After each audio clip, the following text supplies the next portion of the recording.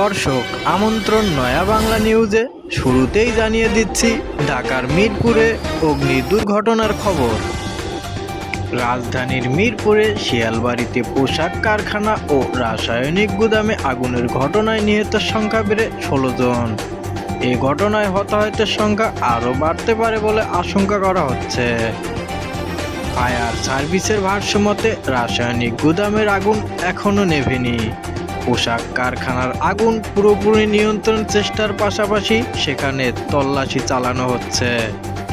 মঙ্গলবার 14 অক্টোবর বেলা 11টার দিকে সেখানে এই আগুনের সূত্রপাত ঘটে। ঘটনাস্থলে গিয়ে দেখা যায় শিয়ালবাড়িতে 4 তলা ভবনে থাকা আনোয়ার ফ্যাশন নামের একটি পোশাক কারখানা এবং তার পাশে থাকা টিন শেড ঘরে রাসায়নিক গুদামে আগুন জ্বলছে। ফায়ার সার্ভিসের কর্মীরা পানি ছিটিয়ে আগুন নেভানোর চেষ্টা করছেন। আসুন আমরা সকলে আজ অগ্নি দুর্ঘটনার সময় যে কয়জন প্রাণ হারিয়েছেন তাদের জন্য দোয়া করি।